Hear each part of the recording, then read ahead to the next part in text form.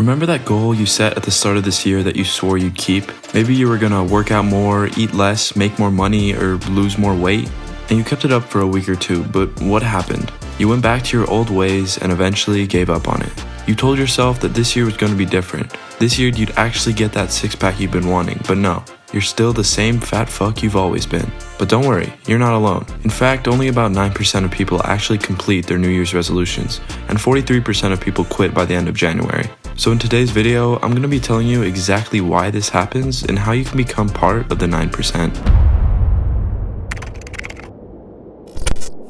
Okay, so first of all, despite the only 9% completion rate, research does show that it's most effective to make goals during New Year's rather than any other time throughout the year. I don't really know why this is. I mean, they probably said something about it in the paper, but I'm not part of the 9%, so I was too lazy to read it. But if I had to guess though, it's probably because it's the start of a new year, and so people feel like they're more equipped to start fresh and, somewhat reinvent themselves. So why do people, I'm talking about you by the way, always revert back to old habits?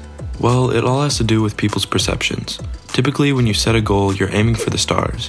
You're aiming for something that seems almost unattainable in your current state, like getting a six-pack, quitting vaping, or running a marathon.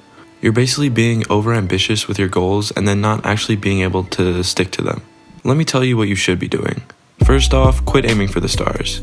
You should be choosing small targets that you know you'll be able to hit consistently. That way, if you're getting 1 or even 0.5% better every day, those improvements are eventually going to compound and add up to a lot. But that's just one thing you're doing wrong when it comes to goals and resolutions. The next problem I want to talk about is making your goals too general and vague. The top 3 most common resolutions people make are to lose weight, exercise more, and eat better. As you can see, they're way too fucking broad. Like, how do you know how much weight you want to lose or how much you want to exercise? It's hard to actually know if you're making progress unless you clearly define what you're trying to improve on. So according to science, you need to set small, attainable goals and make them as specific as possible. Also, make sure you write them the fuck down. I know you may be thinking, how is this going to help me if I already know in my head what the goals are? Well, studies have shown that people who write down their goals are 40% more likely to actually complete them.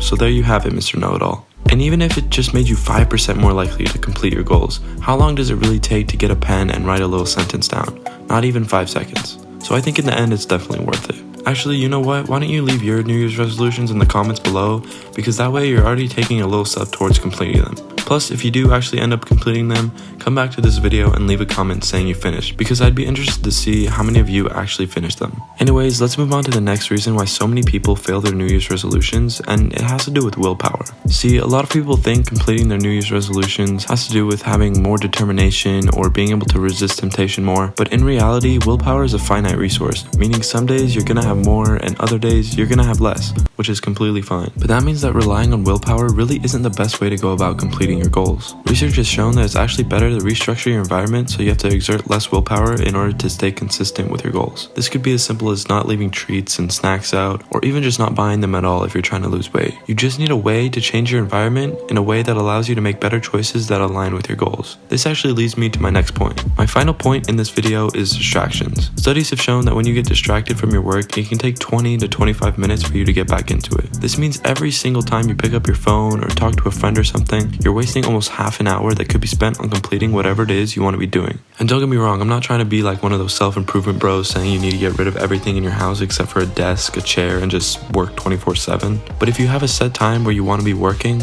maybe just stick your phone in another room or turn it off while you're grinding shit out. Okay, so that's pretty much how you do it. Small, specific, written down goals carried out in an environment with no distractions. And to really spell this out for you, I'm going to apply one of my own goals, one that many of you might have as well, to this framework. My main goal for 2024 is to get more fit. Obviously, too big and broad, so let's make it a little bit more attainable. I'm going to work out or go on a run once a day, 6 times a week. Now that it's a little more specific and achievable, all I have to do is write it down.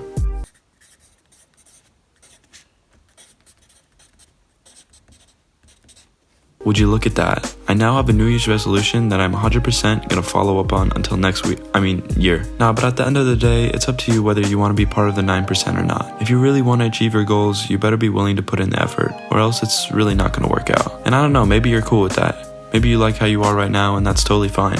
But I have a feeling if you've watched this whole video about setting goals without skipping off of it, you probably want to set some of your own.